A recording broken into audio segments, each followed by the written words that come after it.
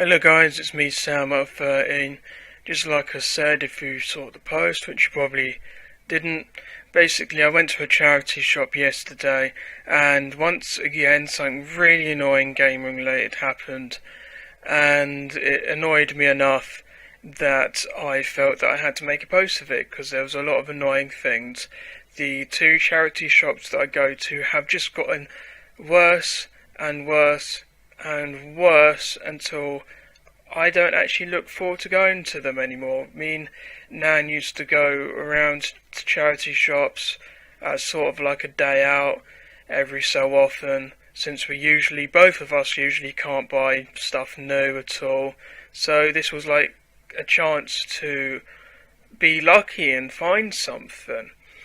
But there's a whole load of charity shops that we've just absolutely stopped going to, and there's only two charity shops we go to now. Obviously I won't tell you the names of the charity shops, there's no point, like they're the best ones in the area, so it's not like complaining's going to do anything. They're only going to get worse. Closest charity shop, absolutely amazing if you like books and movies. £8 for a pound for movies like DVDs and CDs, £4 for a pound for books. Although I don't really care much about movies, so as awesome as that is, it doesn't really matter for me. There was this really cool time when Xbox games were just handed in, and I managed to get 12 Xbox games and four random PC games that I got to make it 16. Because obviously it's £8 for a pound, you actually have to have 8. It was really awesome, even though I couldn't actually play most of them. The fact that it was cheap even for my standards, it was great. Although I found out that it was only because they had recently been handing in. Before and after that I had barely found anything whatsoever, and I had started to wonder why that would happen. So I decided to ask one of the staff members at the time, and I got one of the worst answers you could possibly get. Not only do their staff member apparently check for prices on eBay, but they don't even sell them in the store. They actually do sell them on eBay. So whenever I've gone in there, and whenever I haven't been able to find a game, that's because the games aren't there. It doesn't matter who gives in what. If it's something awesome, if it's something that I would have really wanted to pick up, then it's just going to be on eBay. Some staff member is going to be selling it on eBay. I don't even know if it's in the shop, which it sounds bullshit. It almost sounds illegal. But, you can't really do anything about it. At the end of the day, they'll probably say it's for charity, and then someone will fork out a bunch of money thinking it will go to charity. I don't know how it works. The only things I can really find are PC games, but that's only because they're too stupid to really check properly.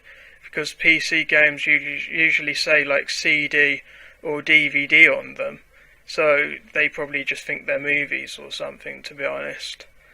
And even then, it's not even the good PC games. I think I've got a Need for Speed game once, but all the other games are like knockoffs or really shitty versions of stuff. Like there was this a game that I saw, I can't remember the name of it, but I looked online when I got home and I was like, oh, it's glad I didn't pick that up because it was shit. But yeah, it's not worth going in that charity shop even though it's great, because they don't have games in there at all. Second charity shop, which is a short drive away, so I don't go there that much with Nan, but it is her favourite one to donate stuff to. But recently for both of us, it's gone from the best of all of them to the least worst. And that's because while they do have games, they're incredibly strange prices now.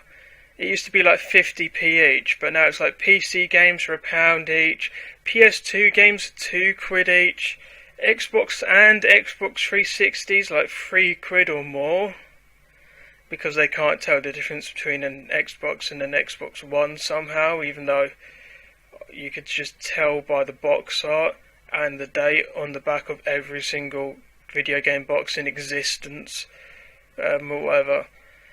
If you thought that was bad though, it's it gets even more idiotic when it comes to hardware. Like on the rare occasion that a controller comes in, they'll be likely asked for like £4 or more for it, no matter the condition it's actually in.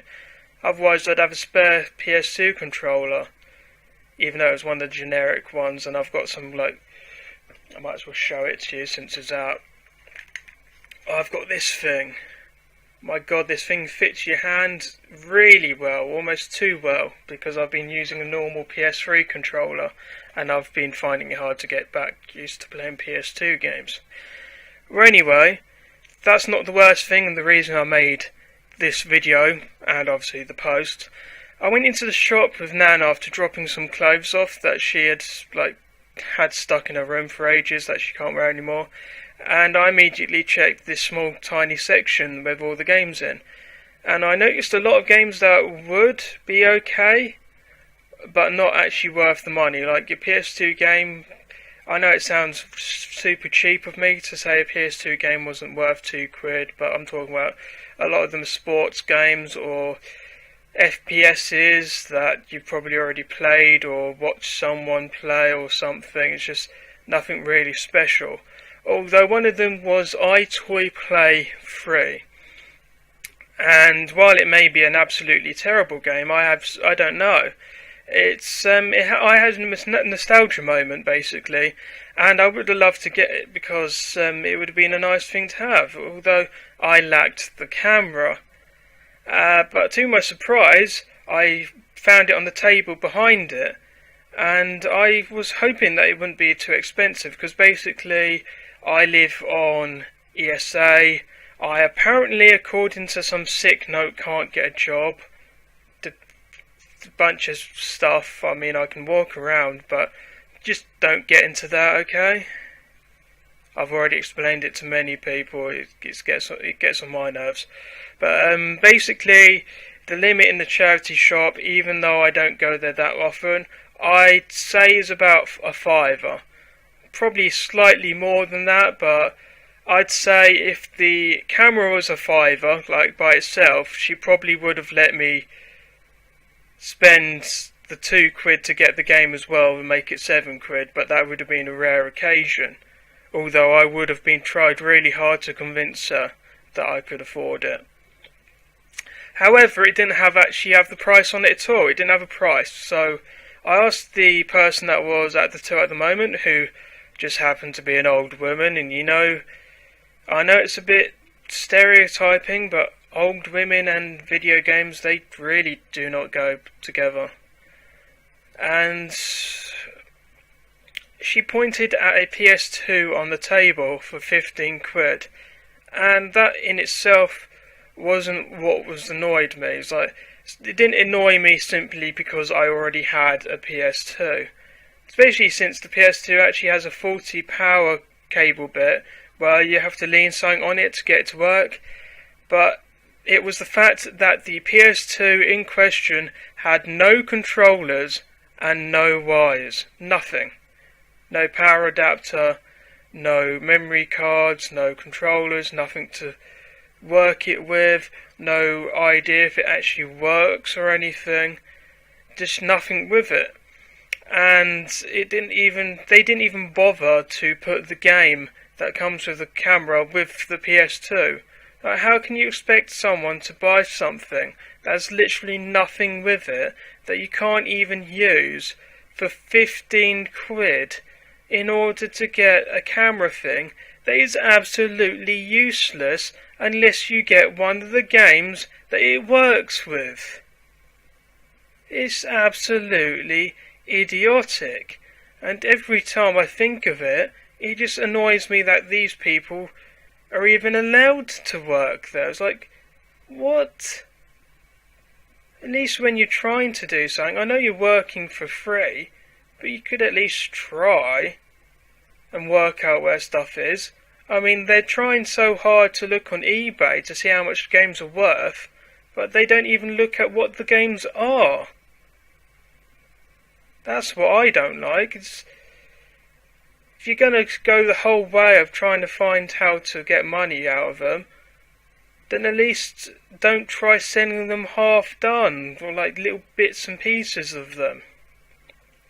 because I'm convinced now that the time that I saw one of the drum controllers from one of the the Donkey Kong game on the GameCube, I'm convinced now that I only found the controllers and not the game, because the game was probably up on eBay. But anyway, that's really it. I've sort of convinced Nan to try some other shops. At some point, I don't know when, probably quite some time from now, I'll be looking up cash converters. It's a shop that round ours that last time I was there, it had a lot of good games. Like every game on the shelf was really good. Jack 3, Kingdom Hearts 2, all that sort of stuff. Sadly, last time I went there, I didn't even have a wallet on me, so I couldn't pick up Jack 3, but luckily I've actually been playing it lately. Good for me. And yeah, I don't think I'll probably be able to afford much there, or anything at all. I don't know how expensive it is there now, considering how expensive everything else has got. But it's something to look forward to. Thanks for watching.